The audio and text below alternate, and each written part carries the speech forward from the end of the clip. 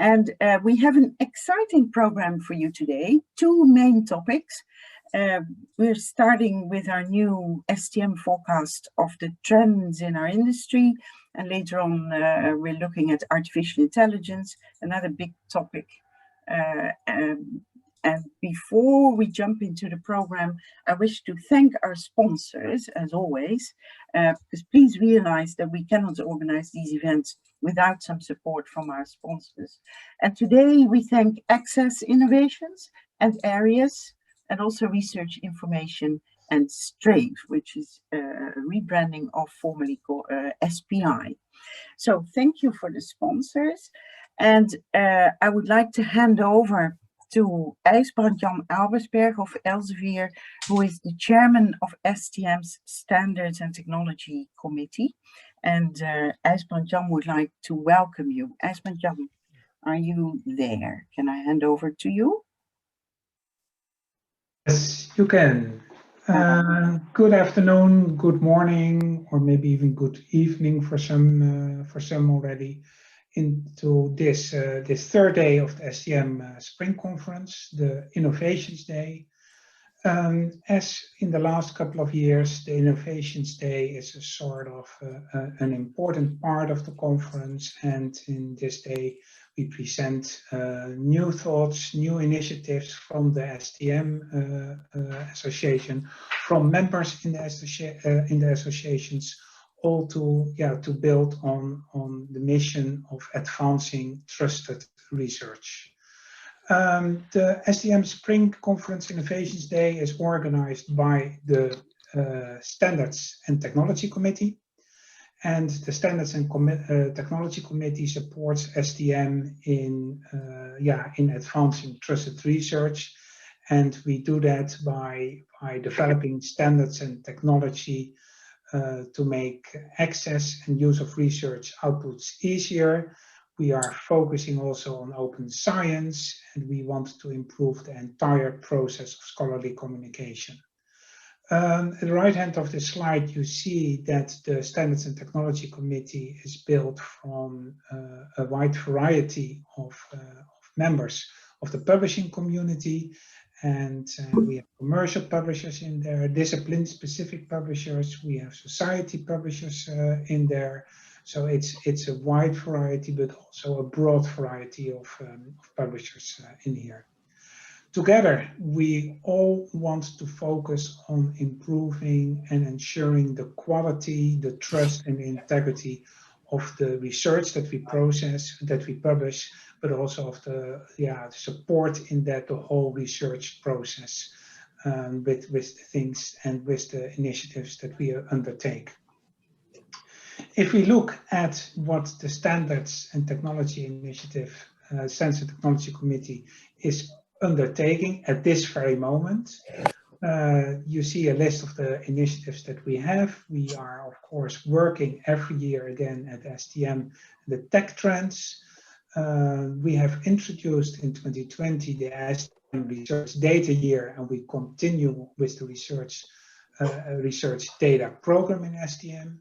We support the Seamless Access and Get FTR initiatives, as well as the Article Sharing Framework initiative. You have been able to hear more about that on day 1 and on day 2 of this conference. We have created a peer review taxonomy to support the various types of peer review, including also open peer review. And we also have a working group on image alteration and duplication detection. And you've also heard more about that the day before yesterday. If we look at the program today, there's indeed a very interesting program. It is, of course, we only have a limited time. We don't have full days, but we limit it to only 4 hours. So it's a little bit less number of topics than we are used to have. But still, it's very important what we are going to talk about today. As usual, we start with the STM trends. We will have the slight change in the past. In the past, we were always talking about the tech trends, but now we are really looking at STM trends, because we see that technology is going to be more and more a core of what STM is doing. We cannot do anything in STM publishing without technology. So it becomes a core element of the whole publishing process. The STM trends will be introduced by Eefke, and after that, Christopher Connelly will introduce and will discuss in a panel the different aspects of the STM trends that will be introduced, or that has been introduced. After that, we move to AI, and AI, artificial intelligence, was actually a couple of years ago centerpiece of the STM trends, I think 3 years ago, and now we really move further on that, and you'll see that also in the second half of this day. We will talk about the contributions. I was about to mention. We are talking about Didn't bother me too much. As well as the use of AI. Sorry, can people mute the microphone, please? Thank you. Sorry, Espen-Jan. We will talk about the use of AI in STM publishing, but also the contributions of STM publishing to AI. So there is definitely a dual direction between STM publishing and in AI. And after that, we will be talking about AI ethics, and we will introduce a working paper, a white paper on the topic of AI ethics in publishing. So it's definitely an interesting program today, and yeah, I would like to thank you all for being here to join us in discussions. Please do so in the Q&A sessions and in the discussion sessions. We really would like to hear your input, but also your stimulating comments and your stimulating questions that, yeah, as I'm used to over the last couple of years, they're always there. So welcome again, and thanks for being here. Eefke, the floor back to you. Thank you, Espen-Jan. And if you can stop sharing, then I'll start sharing, because we now come to, of course, an exciting moment, and that is the revelation of the new STM trends.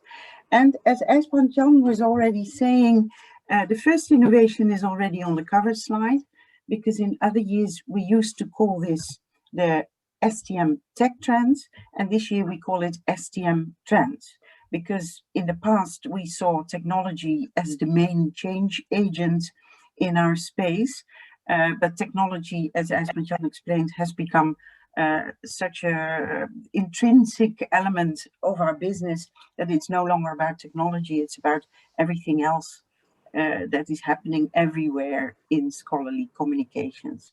And that is also what this picture tries to express. And let's not hold it back any longer.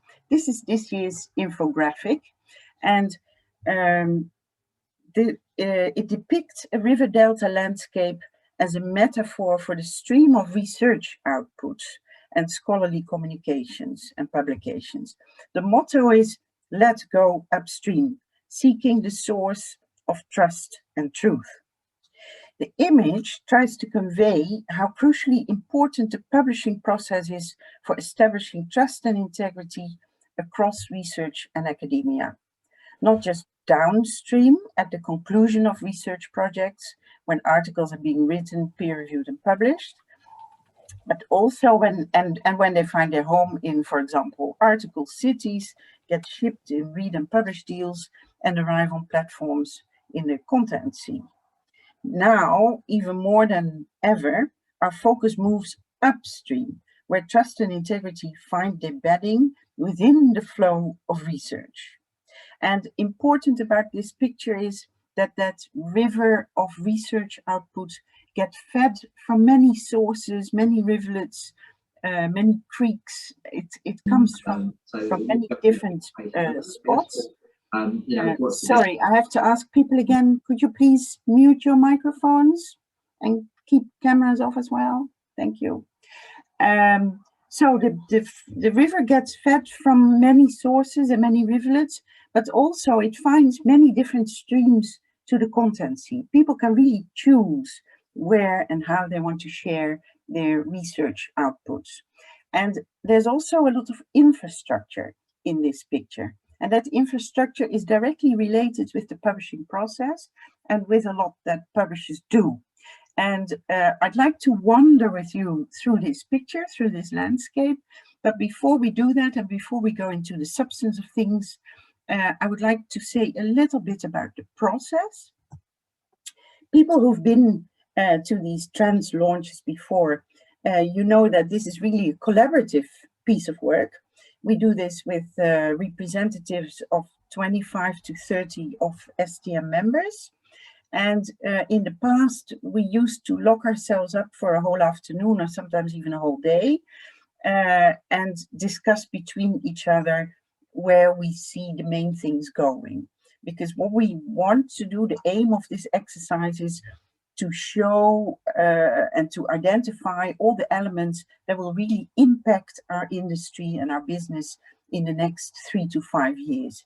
And the people with whom we do that is senior staff, for example, working in innovations, technology, business development, strategy, user interfaces, platforms, IT, etc.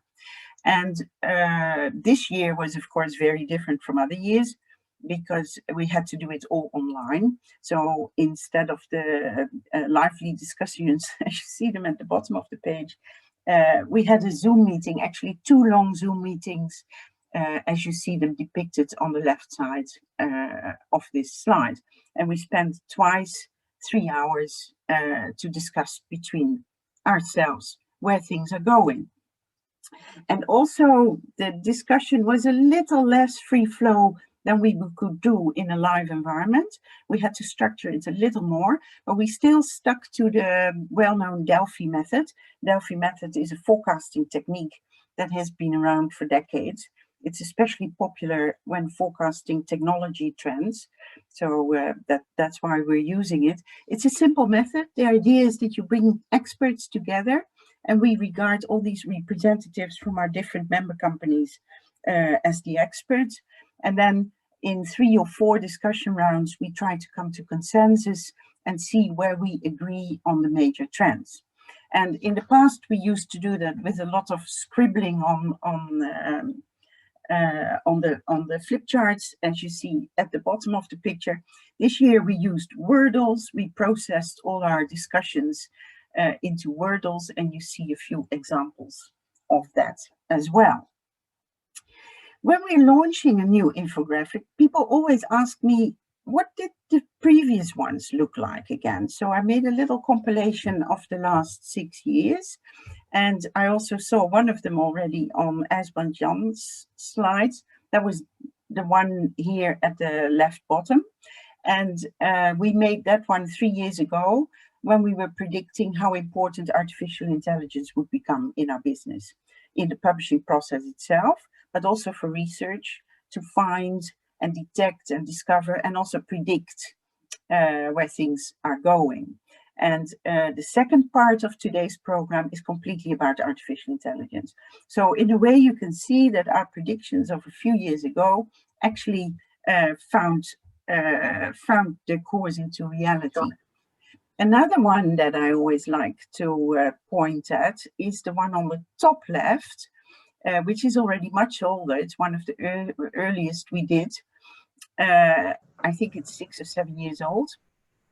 And there we were predicting how important research data would become in sharing research outputs and in scholarly communication in general. And we've also seen that that came true. And last year, STM organized the Research Data Year, and many of the publishing organizations are onboarding on that and have also increased their activities in research data. Last but not least, the one of last year was about the user, and especially the diginative users, and how the truly diginatives have really new and different demands when they for the way information gets to them and how they want to use information. And that is what we tried to depict on that poster. So with that said, let's jump into the river delta landscape of this year. And as I already said, this river estuary represents different streams of different research outputs, a lot of variety in there from many different sources, and also the path of the river takes myriad routes through the publishing process before it comes out in the content sea at the right side of the picture. And the beauty of the picture, if I'm allowed to say so, is really in when you zoom in. And let me do that. For example, here you see the center infrastructure works, which symbolize peer review. They're in the middle of the picture. And if you zoom in, you see a lot more detail suddenly. And what we try to symbolize here, and the trends are hidden in this picture, is that for peer review, you can take different routes. There are different parallel routes because there's a lot of variety in peer review, in different disciplines, in different journals. And there is also in the middle of it is a rejections island. And of course, that's an island where it's easy to land, but not so easy to leave. Although we also know, and that is put in the picture in the form of a journals cascade, we also know that if a paper gets rejected here, it will find another journal there, and then another journal, and cascading down in that way. Left of the journal cascade, you see a little observatory. That is for trust and integrity, because that is an important trend. There's much more demand for transparency in the peer review process, so that trust and integrity can actually be checked.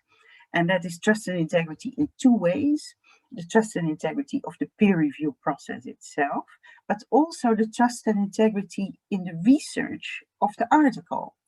And in terms of transparency of peer review, I'd like to mention a big project that STM started last year.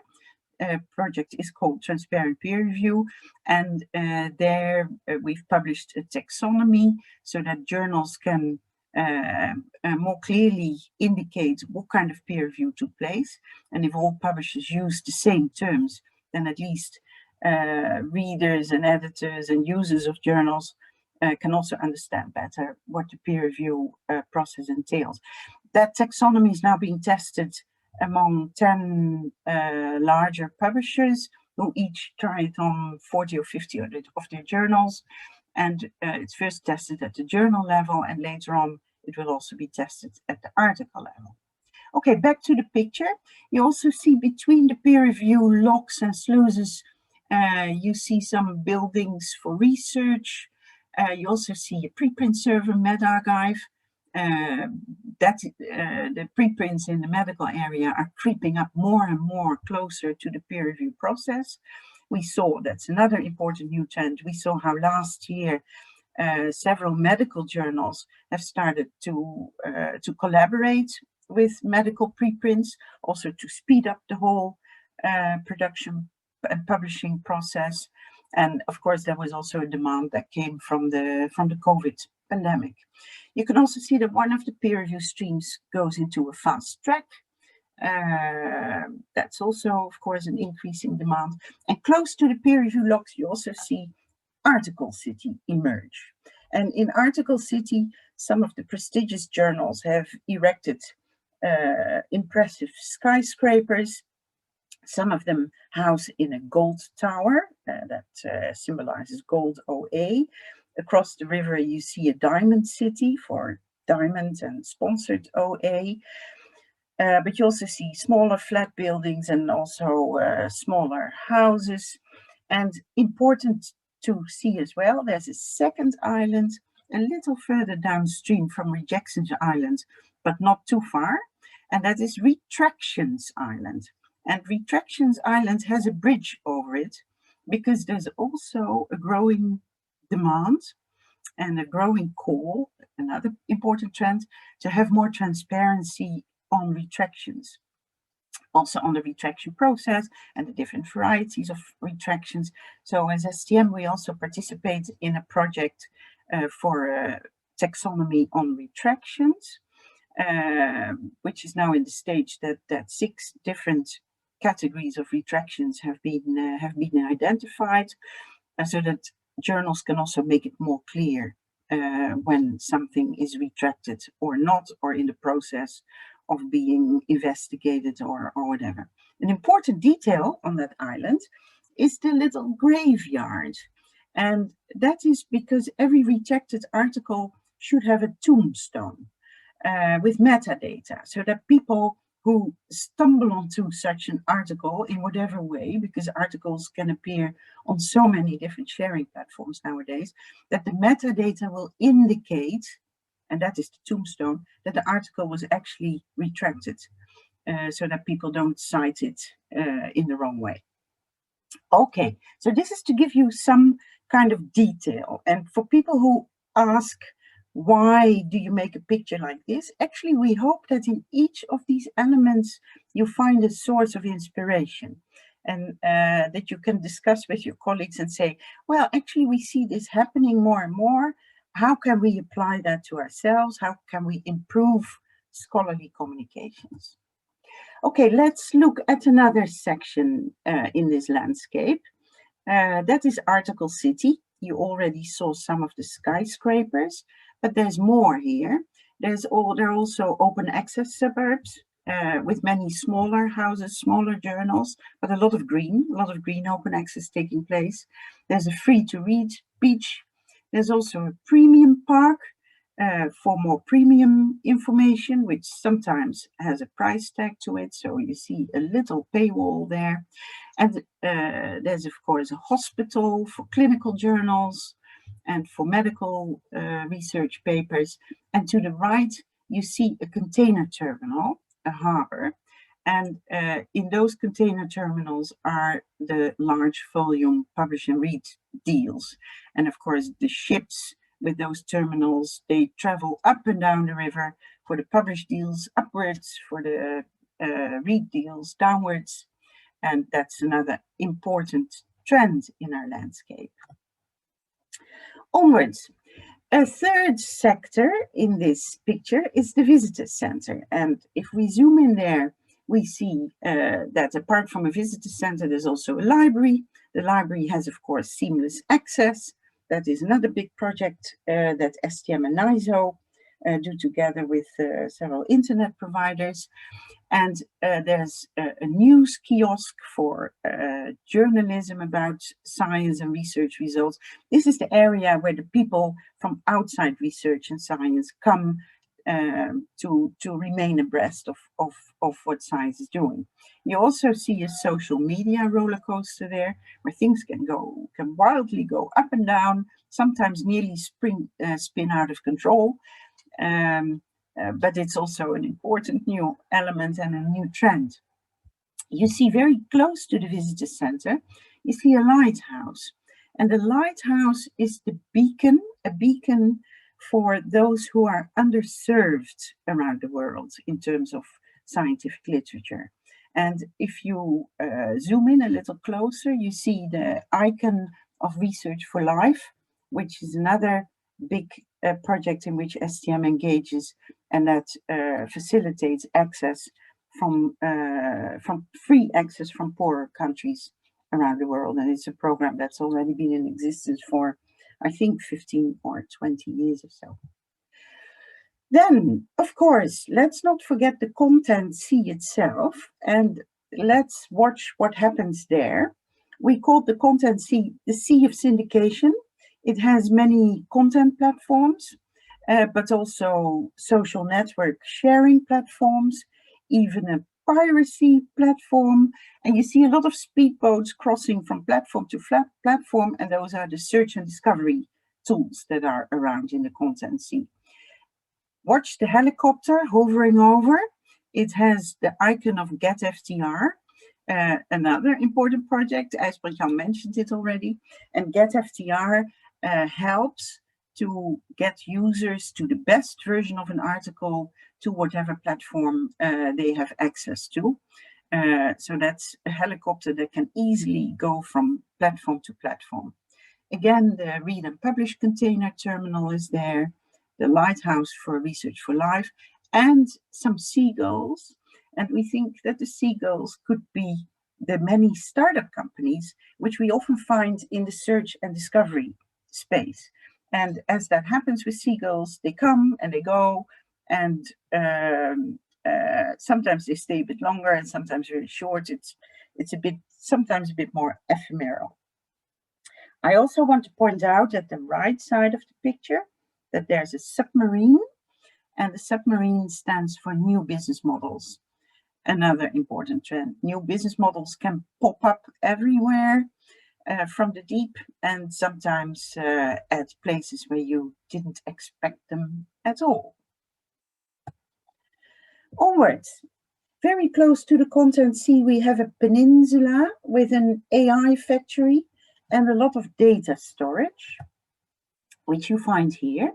And I'm not going to say too much more about artificial intelligence because we have a whole session at the second part of the afternoon. I do want to highlight that today is also the launch of a white paper by STM, and the paper is about artificial intelligence, best practice principles for AI ethics and human-centric AI. Very, very interesting, very important.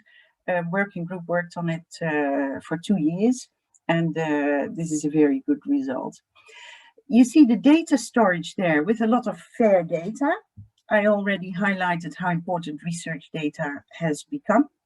And as you can see on the bigger picture, these two more industrial elements, the AI factory and the data storage, they can get fed from peer-reviewed streams, but also from unpeer-reviewed streams. But the quality of the data is very important. The fairness of the data is as well. And in our program to make publishers share, link, cite more research data, STM has become a fair data champion in the EU project Fair is Fair. I could tell you a lot more about it, but we have more to explore in this landscape, so we quickly move on. Because of course, the real message of this picture was, let's go upstream. And the elements that I showed you now were all downstream of the logs and show a lot of infrastructure that publishers have established. But there's a lot of interesting stuff and a lot of new movement happening just upstream. For example, right above the logs of peer review and the sluices, you find Preprint Town and a data mine. Let's zoom in here. You see a lot of buildings come up in Preprint Town. Preprints have become more important. I come from a physics publishing background, and we had a preprint server already, 25 or 30 years ago, but it's now quickly also spreading in bio and life sciences, in the medical sciences, and actually in many other subject disciplines. And you see those preprint servers moving closer and closer to the peer review infrastructure works. And we also see more and more publishers engage with preprint servers to make things go smoother and especially to help faster publication. Another important element is the data mine here with a data archive and also with a linking center. And you see on the parking lot of the linking center, you see the icon of Scolix. Scolix was a big infrastructure project that was started in a coalition where STM was also part of.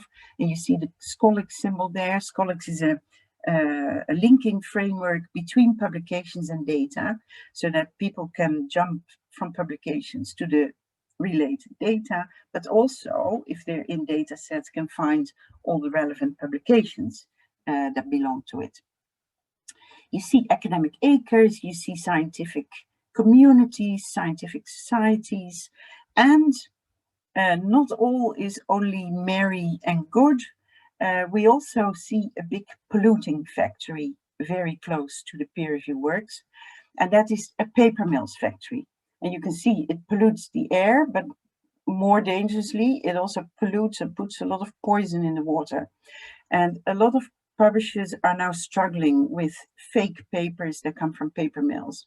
And at these paper mills, people can buy fake papers where a few things were altered so that they escape the plagiarism detection, but they really pollute the whole peer review system and they clutter the system, and they also cause a lot of retractions, and that is really something where joint action is necessary to keep the water clean and pure of research outputs. Okay, onwards. Further up, academic acres, grey literature, beach, also an output orchard where people work on reproducibility. The barns there where all the fruit of research is being selected and compared could be the centers for open science, where registered reports reside on open methods, open tools, open software, etc. Everything that relates to open science. Okay, another section in this landscape, that's research land, a bit further upstream even. Let's see what we find there. We find, of course, a university, a lab, a research center, another library, again with seamless access. We find an early findings grove. Very close to the early findings grove is a free sharing fair, where it's all jolly and merry, you know, there are merry-go-rounds, there are big wheels there, people have a lot of fun, but they also need to be cautious because at the free sharing fair, you can also get hit by bumper cars, there's a haunted house, and it can be, you can have a good time there, but you also need to be careful because not all is peer-reviewed, and you have to watch out with what you're using.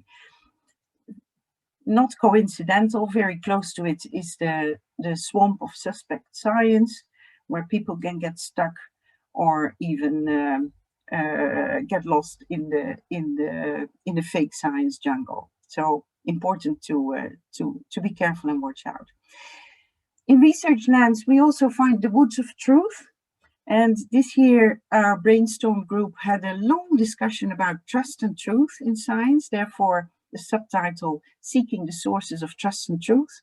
And especially in this pandemic year, when the larger audience got more and more interested in science and quick solutions for the COVID pandemic and finding vaccines and how to deploy them and all that, there's been a discussion about trust and truth in science. And as you can see here, the woods are a bit foggy because truth in science is a very fluid concept. A lot of truths are well established, but also intrinsically in the process of science, new truths replace old truths. And that is actually the essence of research and of science. And that is not always understood by everybody and sometimes undermines trust in science. So that's another important trend to watch. Then, sorry, last but not least in the picture, let's look at the horizon, the broader scholarly landscape where also important things happen. Let's zoom in there. What we see here is next to the woods of truth, we see a lake of knowledge. The lake of knowledge also depicts the fact that this is a very circular system. So water evaporates from the sea and later on rains down in the lake of knowledge. And that lake of knowledge is again a source for new science and new research. And you see up there an open science cloud which rains down its results. Also on Matrix Mountain, there's a vivid discussion going on alternative metrics. In the distance, you see a citations summit. You also see the H3 top of the mountain as a little playful thing to look at other citation metrics that exist. There are scholarly fields, the research parks, but also at the left side of the picture, you see a fundus reservoir. And the Fundus Reservoir is, of course, a very important source into the river, and it has a power plant there for research policies that also give their own energy to the whole system. I want to point out two more things in the picture. There's a rainbow. To symbolize equity and diversity. Also an increasingly important element recognized, especially within academia, and what it means for research and the way research is being conducted. Also at the left lower picture, you see a little windrose. And to avoid that we do any superiority thinking from the Western Hemisphere or the Northern Hemisphere in the global research activities, we put the windrows upside down, as you see. Well, with that, we've wandered through several sections of the landscape. You can find much more detail. Just to summarize, we have the infrastructure works of peer review in the middle. We have Article City, Visitor Center, the Content Sea, the AI Factory, and data storage. Further up the river, we have Preprint Town, data mines, the scholarly landscape, research land. And what we hope is that you will use this picture to zoom in to many more elements, and you can probably find also the things that I didn't even have time to discuss. But that they will be a source of inspiration for you to make this landscape a better place for scholarly communications. And with that, I would like to finish. The poster is available on our STM website as of the start of this conference, so you can look it up there. And we will also have a video soon. I hope you enjoyed this, and I'm open for questions. Let's see if there are any.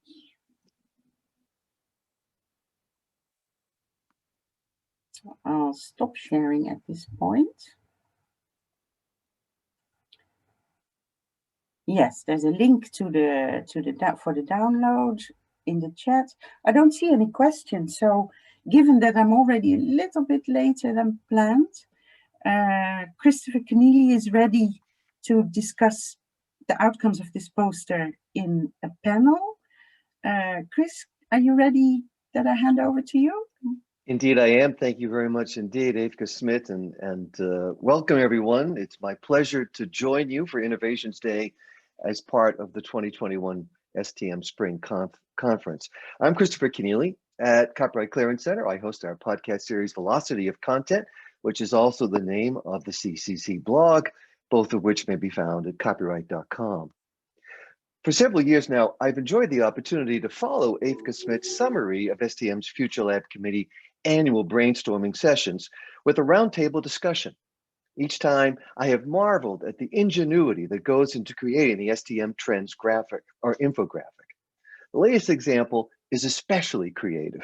A voyage around the page takes us on an engrossing metaphorical journey from the sea of syndication to the lake of knowledge, passing woods of truth and scholarly fields, forever, of course. Surely, a touchstone for this fully realized yet imaginary world are the equally engrossing maps of Middle-earth, created by J.R.R. Tolkien to lay out for readers the sometimes mystifying topography of the setting for the Lord of the Rings. Thankfully, though, the place names are given in English and not in Sindarin or any other Elvish language. The Rings trilogy, the narrator explains, is largely concerned with hobbits. Our own story is equally an epic quest, seeking the source of trust and truth. So let's get going. And we're going to be joined first today from Amsterdam by Professor Linda Hardman. Professor Hardman, welcome. Okay, I can't start my video. Yes. There we are. Well, Professor, it's very nice to see you. Welcome from Amsterdam. Professor Linda Hardman teaches and researches at the University of Amsterdam at the Center for Mathematics. She is also a director of Amsterdam Data Science. And, you know, we are talking today, Professor Hardman, about going upstream. And it seems to me that from your perspective there in your lab at the university, you really are at the headwaters, right? You're concerned with data, and that is what will eventually flow into the rivers and tributaries and down into that delta that Eefke Smit described for us. So what does it feel like right now in 2021 to be at those headwaters? What are you most concerned about? What are the questions that you're asking right now? Sure, right. Thanks very much. Thank you very much for having me here today. I'm going to be a bit picky, but just to clarify my affiliations, I work for the Dutch National Centre for Mathematics and Computer Science. It's a national research centre, and I'm a professor at the University of Utrecht. And we happen to be based in Amsterdam, so that's where all the confusion comes from. But anyway, just to clear that up. So yes, in terms of the downstream data, my own research is in human-computer interaction. And I really loved the infographic that we were shown today. And some of the research I'm doing at the moment is on augmented reality. So I would really love to see this infographic go three-dimensional and allow us to be able to wander through this virtual world and interact with the different stories that we were informed about today. So that's a playful observation. In terms of my own science, I work a lot with users because we have prototype systems. And indeed, I'm working with a prototype system now, augmented reality, where we use concepts to explore literature. So again, I think there's a really nice overlap with what we're talking about today. So for me, output and input are the same thing, that I'm interested in using published works in allowing other researchers, in this case neuroscientists, to explore these published works through interesting novel interfaces. And we're looking at augmented reality, and we're looking to explore through the use of concepts, which is why, again, I love the infographic, because they're really little conceptual islands, and every conceptual island has a story behind it. And in my own research, the concepts at slightly different levels, so it's the hippocampus or Alzheimer's disease, the things we're looking at, and to allow the research to explore the stories behind these concepts. And the data we use is very important to us. So, for example, we scrape PubMed, the medical publications, titles and abstracts, and we convert those into our conceptual network. We store that conceptual network. That's done by colleagues at the Chinese Academy of Sciences in Beijing. And then we have users come into our lab to use a prototype of software. Now, if we're looking at open science, which I think is very important, then we want to make that software available to other researchers so they can try different visualizations. We want to take the concept network, which can be shared with others. So we're looking at a whole array of different types of data, different forms of data, the types of things we want to explore and keep. That was a very long answer. Well, it's interesting to me that you were engaged by that infographic, as I think we all were, because someone else has said that journal articles, journal publications are really stories told with data. And it seems to me that the work you're doing there with your colleagues is about that, using data to tell stories. Those can be very important conceptually, but also as persuading people of what science is about. And this is, we've heard words like trust and truth. That's really the point. You have to persuade people that science, that they should have confidence in science, right? I mean, that's the pursuit of trust and truth there. It's about confidence. Tell us more about that. Absolutely. So there was a case about 10 years ago in the Netherlands where we had a researcher at the University of Tilburg, and he created his own data. And this is not a good thing, right? It's in science, we cannot have that. And that's also what Eefke was mentioning. So we have to make sure that the data comes from a trusted source. And again, in my own research, I think it's a nice example where I have to use users, but I have this conundrum where my users have to remain anonymous. Otherwise, it's unfair asking them to participate in my experiment. And on the other hand, when I publish, somebody has to be able to make sure that I'm not making up my own data. So we have like complicated things where my master's student will get signatures or digital signatures in these days from the participants, and we sort of store them somewhere where no one else can access them. But if something crops up, we can bring them out the cupboard and find the transcripts.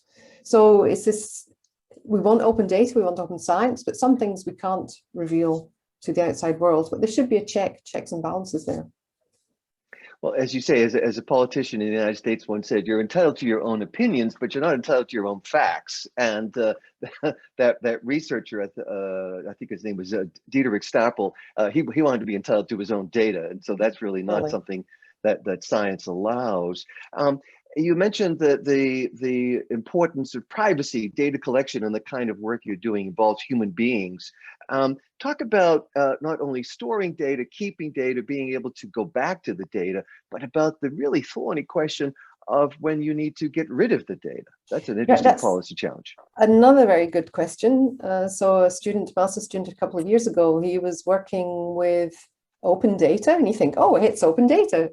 Well, it was sort of open. It was from the census data in the UK, and we had to fill in forms to get access to the data, which is fine because it also contains information about real people in real lives. So you don't want to give it just to anyone for any reason. And we used it, on a single standalone computer with access to only 3 signed people in our institute, including the student. And at the end of the trajectory, the data owner said, okay, now please, can you assure us you deleted the data? And we're going like, well, what does that mean? You know, we can turn off the computer, we can remove the files from the hard disk. Do we have to scrub the hard disk? And at that time, our organization didn't have a specific policy for getting rid of data.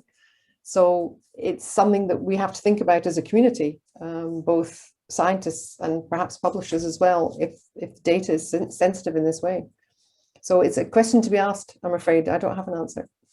Well, it's a question that we'll be all asking ourselves in the future, because all that data is going to feed that AI factory that Eefke was showing us. And so the ethical questions you're raising here at the very headwaters of research will eventually flow throughout the entire system. So talk about how ethical AI, you think, plays a role in improving scholarly communication and ultimately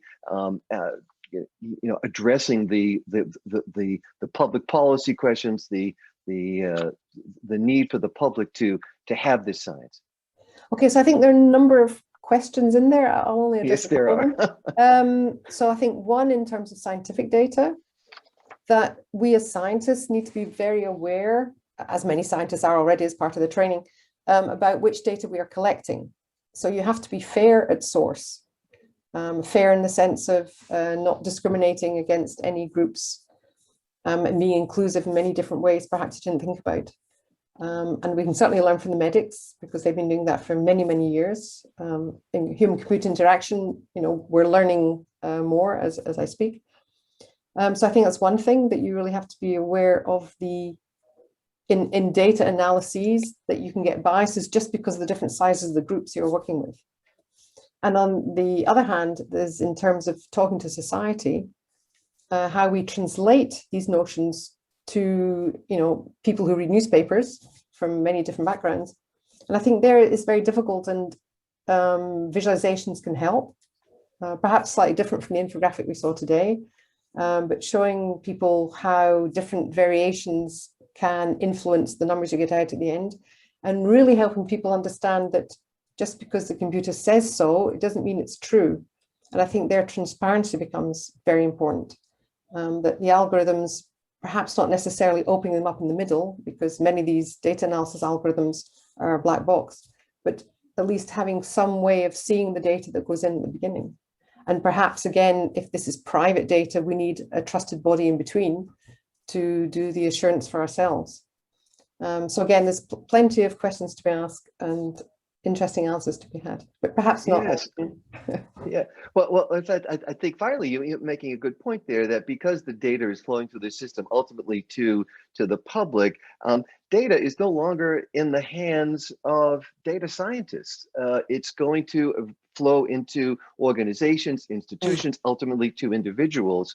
And so these kinds of visualizations you're talking about, possibly including knowledge graphs, are ways for the public to interact with the data and begin to draw something from it that they can use. No, I would hope that, for example, journalists, there are data journalists out there, and I think they can be very helpful in taking on this role. And I think also the journalist profession It's new ways of looking. To be honest, it's very new in Amsterdam. One of my PhD students, who's nearly finished graduating, is now working at one of our national newspapers because she's going into data journalism. And they're really looking at the underlying processes that are going on and the way you explain the answers to the general public. And her own research was on looking for patterns in usage data of digital humanities repositories. We have 400 years of newspapers scanned in a computer in The Hague, and how users look at these. And it's fascinating for digital humanists, but on the other hand, they want to use the automated techniques for understanding how users use the data. And what does that even mean? And we're even coming up with new ways of talking about how people explore these repositories. So it's all really, really exciting and in many different fields, not just STM, but also in digital humanities. Well, Professor Linda Hardman at the University of Utrecht in Amsterdam, thank you for joining us. And it does sound indeed exciting. And now I want to skip all the way over from Amsterdam to the West Coast of the United States, to California, and introduce John Sack. John, hello, welcome. Good morning. Good morning. John Sack is co-founder of Highwire Press. John considers himself a futurist or a trend spotter. He says he looks for patterns emerging in consumer and scholarly services so that publishers and editors might prepare for change or take advantage of it. And that is really our assignment today, John, is to prepare for change. And again, I was imagining that Professor Hardman is positioned there at the headwaters because of her research and the data that she is working with. But in another way, where you are in California, you're at the headwaters there because I would say that probably the original source of so much of the technology that's changing publishing, you can go back to what, the 1940s and a certain garage in Palo Alto, right, with Hewlett and Packard. And so you really do see things from that perspective up there at the headwaters. Talk about what life is like upstream and why you particularly feel that trust and truth are important questions. I think the graphic was fascinating in its detail, which Eefke took us through, and I will probably use this graphic to introduce staff members at Highwire who are new to publishing, scholarly publishing, to some of the interesting issues, you know, especially the tombstone of retractions. That was pretty funny.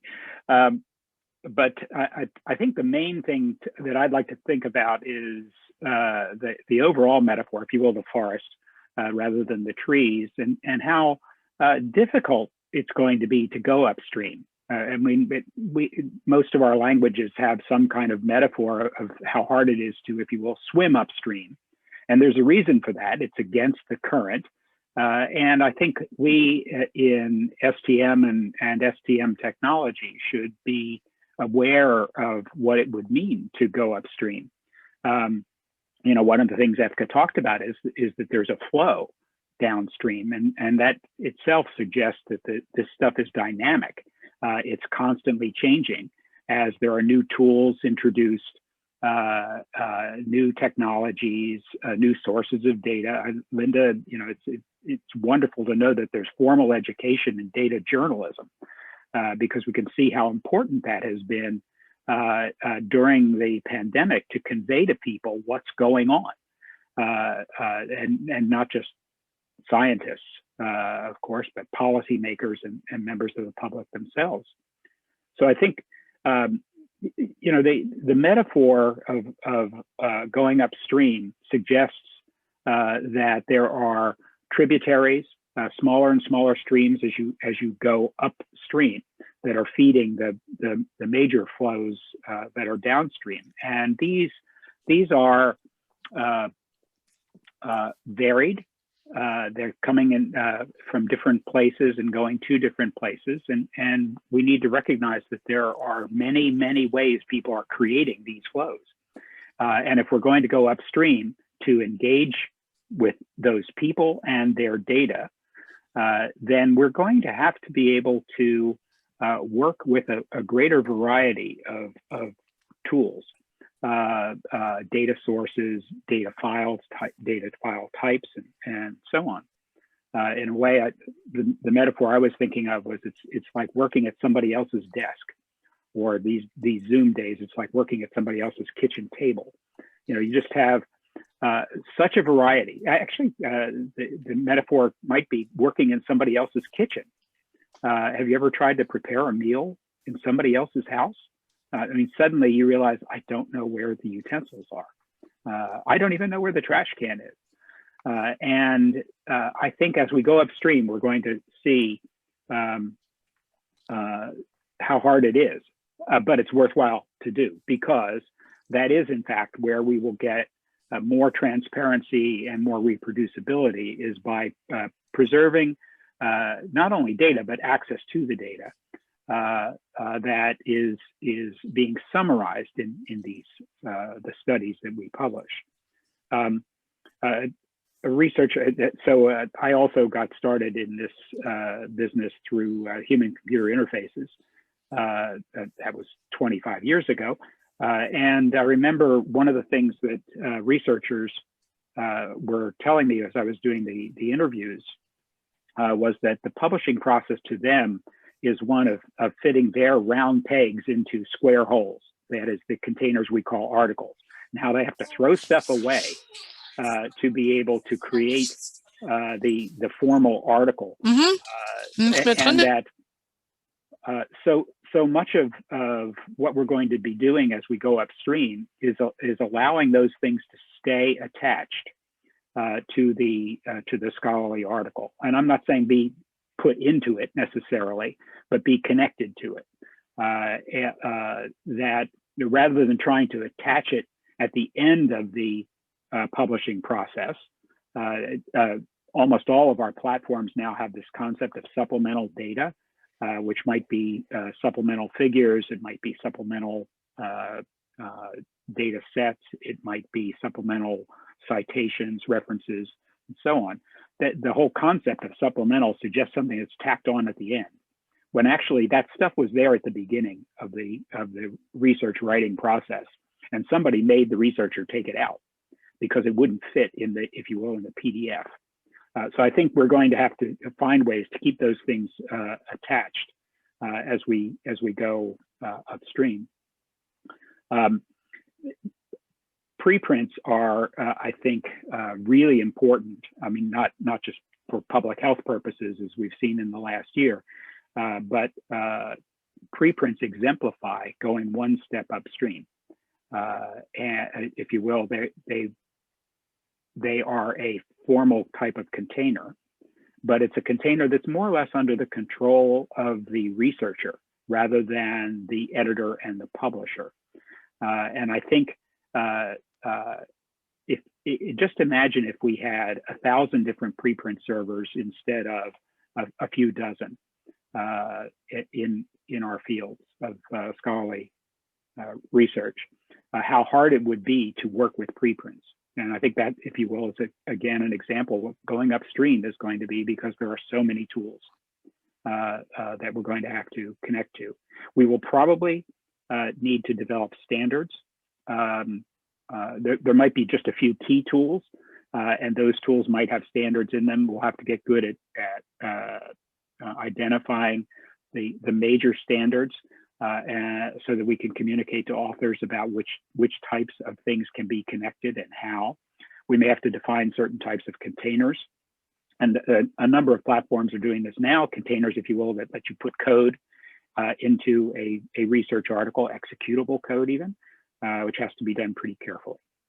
So I think that the challenge is going upstream is going to be the varieties of things that we'll encounter.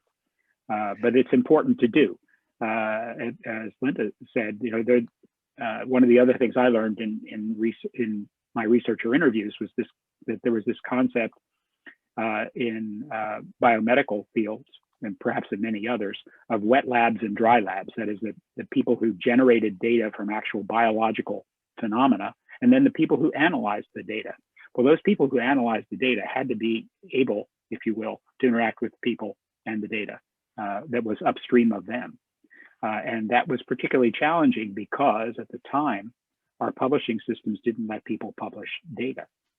And this was one of the things that gave rise to open access originally, according to Pat Brown, a Stanford professor who talked to me about publishing data and went on to start PLOS.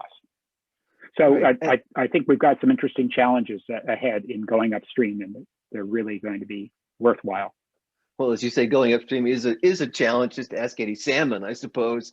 But John, when it comes to transparency and reproducibility, those are issues that are of tantamount concern within our profession. But they are now, because of the way that science has become much more of a public activity with COVID-19, those issues of transparency, reproducibility, they're of concerns to the public as well. And I think that public trust in science, it's not just the trust that the researchers have amongst each other in their own community, but the public's trust in science is something that you're especially concerned about. And you were seeing that when the Future Lab discussion was going on within the context of the recent United States election, within the context of the pandemic itself. So talk about that, how this trust concern and the need for confidence in science is important, not just to scientists and to scholarly publishers, but to the public as well. Yeah, when we were doing the infographic, well, not the infographic, when we were essentially gathering the data behind this, it was early December. The U.S. had its election, and the results were known. They weren't necessarily agreed to by everybody, but they were known. And so we were just looking forward to a time when science would be trusted again, as opposed to, well, that's just another set of opinions. The challenge we were seeing during 2020 was that the public and policymakers in particular saw science as just another story that was being told, and the policymakers and politicians had other stories that they'd rather tell, and there was no effective way to counter that, in part because of the way social media grabs people and puts them in a bubble. That, I think, harmed the US response to the pandemic for sure. But the even bigger thing coming at us than the pandemic is climate change and how to deal with climate change. Now, that is going to truly be a political process, but it has to have science somewhere in it. And I think that's why this is worth the hard work it's going to be to have trust in what the science is telling us about climate change and what to do about it, and how soon certain effects are coming and where. That's worth doing because of the impact, even, if you will, bigger than the pandemic. All right. Well, John Sack, co-founder of Highwire Press, thank you for that. We'll come back to you Sure. in a few moments. I want to join us now for the discussion, Heather Staines. Heather, welcome. Hello. Good morning. Good afternoon. Good morning. Good afternoon. Good day. Heather Staines is Director of Community Engagement and a Senior Consultant at Delta Think. Her prior roles include Head of Partnerships for Knowledge Futures Group and Director of Business Development at Hypothesis. So we are talking about going upstream, and I want to ask you your perspective on that. What to you in your work with Delta Think makes going upstream interesting? It's a consultancy. You work with a variety of clients across the industry. Why would going upstream have benefit to them? Yeah, thanks, Chris. It's a great question. It's fantastic to be able to join everyone today. When I think about the critical nature of going upstream and really, zooming out on the picture to literally get the big picture, I think about my background in publishing, and those folks who are around in the early days of digitization and online content. A lot of stuff happened downstream. A lot of workflow models followed the print models that already existed. And at the end, and it's been referred to before, things were kind of retrofitted, onto that final product. And I remember in the early days of ebooks, we had a wonderful colleague, but her job was to translate the ebook formats to, I think, 31 different standards out so that the ebooks could get to be, where they wanted to go. So we've learned some things from that there should be parallel workflows for digital or even born digital and enabling, conversion at a later point. But I think when we're talking about the greater research picture now, the underlying data, the code, different things around the maybe institutional review, the funder mandates, conflict of interest, things that need to travel with the article, as John mentioned. We're backing up as far as we can to really, almost, as you say, the sort of the source of the fountain of youth, which is the researchers getting the spark of an idea in their mind even before they've applied and been able to kind of dip into to Funder Lake. And one of the things I think is really critical, we talk a lot about researcher needs these days, but, and it's good to see researchers participating in this meeting. I don't know that we always do a great job of listening to researchers, but we do a fantastic job of piling more things on them that they're expected to do. I recently ran a researcher panel, and in addition to trying to manage work life and being cut off in most instances from their labs, they're expected to have good data management practices, as Linda referred to.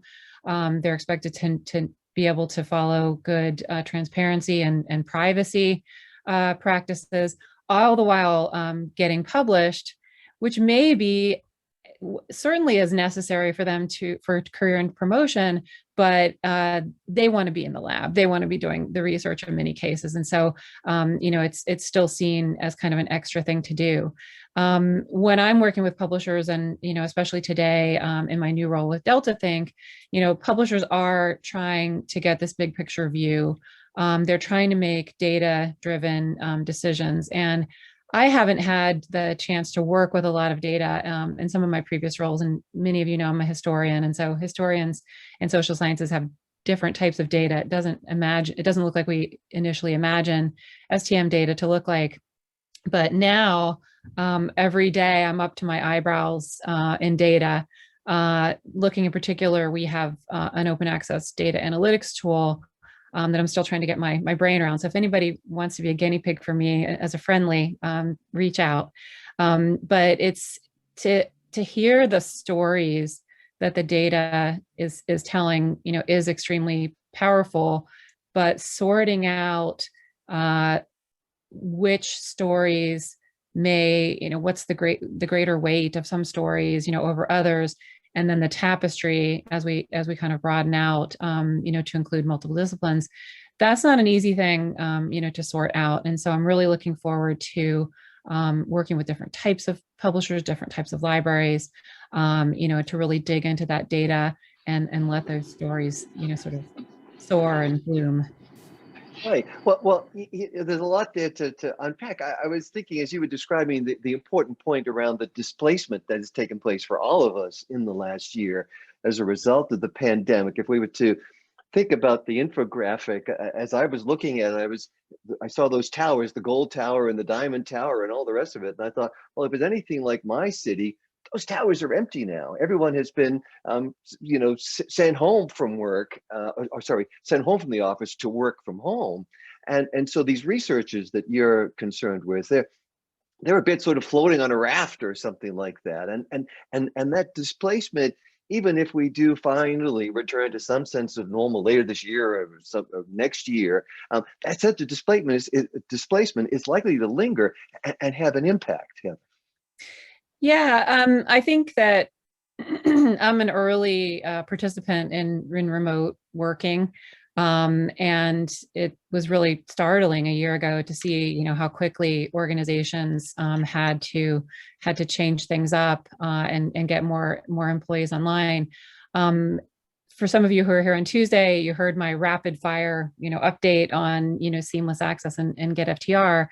And it's a challenge when someone is away from their institution to get access to things that have either been provided by their library or by their corporation. And you guys know about this, well at Copyright Clearance Center, Chris. So it's been really interesting. I learned about federated access when I was product manager for SpringerLink, and it's come so far, in the 12, 13 years, since I first learned about it. So working with researchers who are away from their traditional surroundings, how to make sure that as they're trying to juggle all of those things that I mentioned, they do have as straightforward a process as possible to get to the content that they need to do their work. And publishers, talking about data, publishers remain so interested in the content that's being accessed, the relationship with the libraries who are utilizing that. With open access content, it may live in multiple places across the web. Right now, there's no easy way to put all of that usage back together and create that picture. I'm also on the counter board of directors, and so usage is one of those things that I kind of wake up in the middle of the night thinking about. But COVID has shown a light on so many issues that maybe we were able to kind of brush off in the past, and now we have to be more committed to solving those challenges. All right, well, Heather Staines with Delta Think, thank you very much. And my last panelist before we get to your questions and more of a roundtable is Anita DeWard. Anita, welcome. Thank you. Anita is Vice President Research Collaboration at Elsevier. She works on bridging the gap between science publishing and computational and information technologies, collaborating with different academic groups in Europe and the US. So that challenge that you're engaged with on a daily basis, the gap, to closing the gap between science publishing and technology, is one that clearly we've been discussing throughout the morning here. I understand, though, that as part of the Future Labs conversations, when it came to the end, you really were insisting on this point about trust and truth. For you, Anita DeWard, why are trust and truth so essential to the conversation around scholarly publishing? Yeah, thanks. And I love this conversation, I have to say. And one thing I want to ask is if Linda could make a 3D interactive visualization of this diagram. I think we would all benefit hugely. I think the entire issue of trust and transparency, and John mentioned this as well, really came to the fore during the past year, although of course it has been very important throughout. For instance, I was speaking last week with a colleague of mine who's working on the Force 11 conference, and he is a doctor in Sudan. And he said in Sudan, only about half the doctors in the hospital that he works in Khartoum are getting vaccinated for COVID-19. And that is because even people with a medical degree are getting their news off of WhatsApp and Facebook. So I think this is costing lives across the globe, right? It's just an incredible moment to notice that people are getting news on scientific facts. They're getting news about science and the process of science. But there are so many other channels that are providing them with information that I believe the publishing community should support scientists worldwide. And this is a matter of tremendous urgency in explaining, first of all, the scientific facts regarding COVID. That is a specific thing, but also I think there just needs to be so much done in terms of explaining how science works. I heard yesterday from another colleague in Holland that since there was doubt thrown onto one of the COVID vaccines, about half the appointments were canceled by people because this idea of having doubt about the outcomes of something to a lot of people translates into that means it's bad.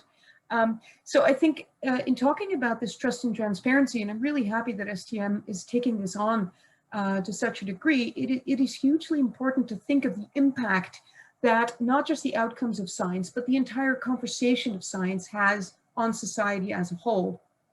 And I think in the diagram, anybody who's who's been in elementary school has seen these water cycles. And I love that this is the water cycle, but of course it's not just a one-way street, right? The water runs off and runs into the lakes and the valleys, but then it evaporates up and it condenses back. And I guess the metaphor is that what happens with science, the outputs of science have a societal impact, and they then evaporate back and they lead to policy, and the policy drives the funders. So I fully agree as well with the other speakers who were saying we should look even further upstream than preprints, even further upstream than data, really looking at what drives funding. Also the enormous losses that occur when scientists propose projects to funding organizations, who makes those decisions on what does get funded and what does get reported. So I think, in summary, I think there are two components. It would be great to really think how can we as publishers support greater transparency, greater clarity about the entire cycle, including the upstream, even further upstream, the policies and the funding and such. Simple things we can do, of course, are adding funding information to papers, or exposing perhaps a bit more about what research ended up being funded by which grants, that kind of a thing, but also supporting the scientific community in explaining the entire process of doing science, both what gets funded, what gets reported, etc. And I think the final point is the issue of speed. I think one of the reasons that we saw this, in a sense, I've been in publishing for over 30 years, as have many on the call, and I've never seen such a core shift in the speed in which science was communicated as the past year.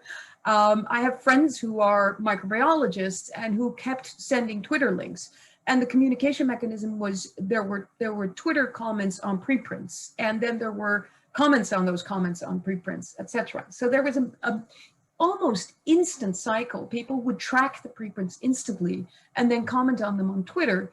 And I think that the reason for that was that the speed was of the essence. Knowledge was developing so incredibly quickly.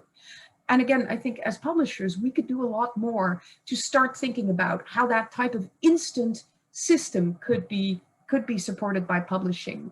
There's one initiative that I know of, which is rapid reviews of COVID preprints, done by MIT Press. And I think they look at the preprints very quickly. They don't provide a full peer review, but they just give it a stamp of, is this solid science or not? I think it's a very laudable effort. So I think that's another way in which we need to start to adapt to the methods and the speed at which the public is consuming the outputs of science. And that would be very important as well.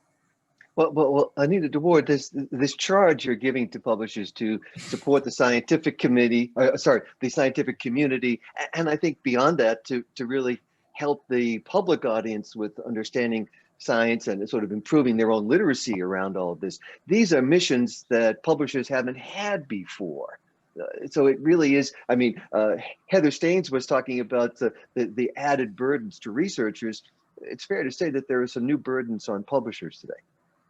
Well, I think we should choose to take them on, of course. But I think it is imperative upon us, if we wish to keep supporting science. Science itself is, again, like John, I live in the US, and it was bone chilling to hear higher up government officials last year say that, for instance, the policies around the COVID vaccines could not be bothered by waiting for the scientific opinion. So they set policy without any further scientific input. So I think it's imperative upon all of us that we make sure that science does play the role that it should play in both policy and public activity. So, and I think us as publishers, we are part of the scientific community. We support communication between scientists, and I think adding to that between science and society, it's a very important effort to support. And I think things like generating lay summaries so that papers can be read by a larger audience, and other efforts like that, I think it would be a very valuable but also important and essential role for us as science publishers to take on. Well, among the communities that we've talked about today, one we haven't touched on at all really is the librarians, the community of libraries, and we saw them on the map. They're there. They're next to the institutions. They're down in the visitor center. So Anita DeWard, what do you think about where librarians fit into this picture in this effort to go upstream? They are, after all, stewards, custodians of what work we do in STM publishing. Absolutely, and I think you're right that often publishers consider more directly their interactions with researchers, even though of course librarians are key partners in the dissemination, but also the coordination and, as you say, the curation of content. And I think libraries have a unique role to play. They are local, they're multidisciplinary. And they have a unique skill set in looking at curation and thinking about also things like ethical consequences. Librarians have been looking at ethical use of data for a very long time, and in such, I think they would make great partners for publishers to work on this as well. Currently, many librarians are very active, for instance, in the library carpentry movement, in looking at storing and processing data science, and absolutely looking upstream, looking at data storage, looking at managing both the software and the data inputs and outputs that go into AI systems. Linda mentioned that for her, the input data is what is other people's output data. Again, in this metaphor of water, you know, one person's deposit is the next person's ore. And so I think librarians have a very unique chance to play because they are more well-versed in many of the standards than we can reasonably expect any of the researchers to be. They also have a bit of a high-level view because they do generally look across the disciplines, and also a local view. And in that sense, they can play a very important role in terms of community building, a community participation, connection, for instance, with the undergraduate community, which we as science publishers very rarely have. And also connecting, I know many libraries are doing local efforts where a local research institution will interact with a local community. And that type of work, I think, is also essential, particularly if we take a global view and we think of this as not just an output from Europe and very aware that we are all very Europe and US centric, but that science is a global activity. So certainly involving librarians across the globe to lessen the North-South divide, to enable greater and unique participation from other parts of the planet. I think their librarians can also play a huge role. Well, I like the idea of focusing on the local library. It would be bringing science home, really, in a sense, and that seems to be important at this moment. Anita DeWard, thank you so much. And we have a few minutes left. We'll take some questions from the audience before we go to a break. And we do have a question here from Richard Wynn at Res Cognito for everyone on the panel. And Richard is asking whether this notion of going upstream means that publishers need to refocus their attention on researcher workflows rather than manuscript workflows. That's an interesting difference there, and I don't know if anyone in the panel has some thoughts on that. Anita, you're on screen at the moment, and any reaction to that? That there's this distinction between the researcher workflow and the manuscript workflow. I guess it's really putting aside the final output and thinking about the science itself. Absolutely. And I think, at least on our end, that is absolutely key. I think there are many points where we can improve the communication between scientists, but I'd love to hear what Linda, Heather, and John have to say, because they all I was just about to throw that to Linda. Yeah, thank you, Nate. I was going to throw that to you, Linda, as to whether you see that as being important and helpful in your own work, because Heather Staines made the point that there are more demands on researchers than ever. Absolutely. So thank you for that, much appreciated. No, I think if we think conceptually, and I'm afraid I do that a bit because I have a semantic web background as well, what we're looking for are the concepts being published in these manuscripts. And a single manuscript is not necessarily one new fact to a body of literature, but it's multiple facts to a body of literature. And really what we want is to have these nuggets of information connected to each other. And actually, I'm referring back here to research that Nita was doing about 10 or 15 years ago. So she knows exactly what I'm talking about. And I think these nuggets of information, these are the essence of what we're talking about, if you like, the memes of research. And these memes of research come out from all sorts of weird places. We were discussing the social media, the Twitter feeds. That's certainly a place where these memes are as well. But in order to make it part of scientific endeavor, these memes have to be peer reviewed in some way. And we used to use the manuscript. We still use the manuscript. And in my work, I'm creating augmented reality systems. So I submit a video of my augmented reality system, like, really what I want to do is submit the augmented reality system, but that's just so difficult. We don't do that. And every, we are, if the manuscript in any arrow in any direction to take us to a place where we really want to be is a lot of work, a lot of infrastructure. So we're not going to solve this in the short term, but it's certainly something you should think about in the longer term. Yeah, John Sack, infrastructure is on your mind, I'm sure, at Highwire Press. Any reaction to that you want to share? Well, I definitely find Richard's comment a good one, that, and I would say yes, in general. I think we should be focusing on researcher workflows, and especially go to the interface. The researcher has a research product or set of products, research outputs. Let me call them research outputs. And they are ready to write an article. What are they doing? And what I would say is they're throwing stuff out because it won't fit. So Linda's example of her augmented reality system versus a video of it is a perfect example of that. And if there are ways that we can, and I'm not technical enough today to describe this, but containerize these things, the way you put products into containers on a container ship, so that Linda would still have this thing able to be transited across the interfaces in our systems, so that a serious AR researcher would be able to look at her system, not just a video of her system. So yes, I think in a way, we've spent, well, what's it been? It's probably been 20 years since we introduced electronic manuscript systems. I know it's 20 years since Highwire introduced its system. That system has gone on to be the underpinning for, that system is called BenchPress. It's the underpinning for bioRxiv and medRxiv flows.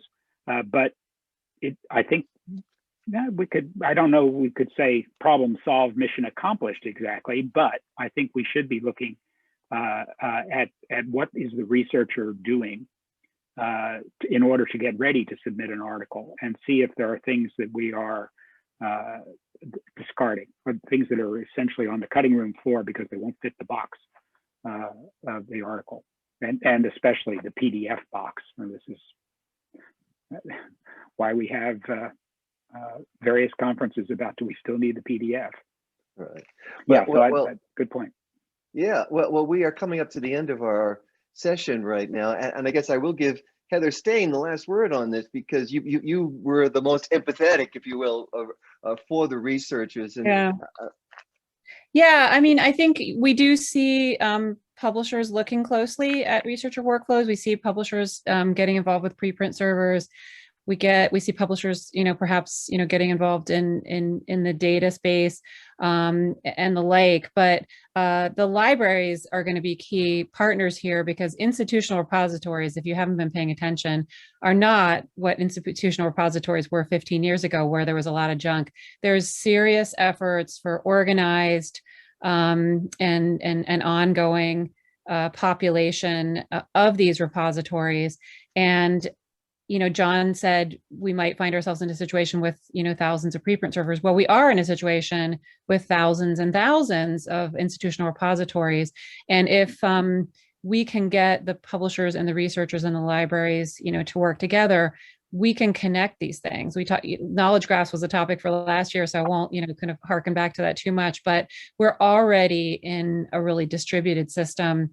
And so you can't expect that you can, close the wagons around, your content or your data. So, working together as a hopefully healthy ecosystem, as depicted in the infographic, is definitely the way to make progress towards a better future. All right. Well, Heather Staines, Director of Community Engagement and Senior Consultant at Delta Think, thank you so much. I also want to thank the other members of our panel today, Professor Linda Hardman from the University of Utrecht at Amsterdam. Professor Hardman, thank you for joining us today. Your perspectives have been very important. Thank you indeed. John Sack, co-founder of Highwire Press, thank you for getting up so early in the morning to join us, John. We appreciate that. The sun is up now. That's great. It's just about, I think, dinner time for some others on the call. You just getting your breakfast. Also want to thank Anita DeWard, Vice President Research Collaborations at Elsevier. Thank you, Anita. As well, I want to thank Eefke Smit, STM Standards and Technology Director, for her work organizing the program this morning and her presentation on the latest STM Trends 2025 infographic. Thanks to Joe Denage, STM General Manager, Events and Sponsorships. Thanks finally to our sponsors today, Access Innovation and Aries Systems. We appreciate their support for the STM conference this spring. We are breaking now for a half an hour, returning at 11 a.m. on the US East Coast, 4 p.m. in the UK, and 5 p.m. in Europe. So have a break. I'm going to see you hopefully down at the Free to Read Beach for a little bit of downtime. Until we come back, thank you so much. My name's Chris Kenneally. Thank you indeed.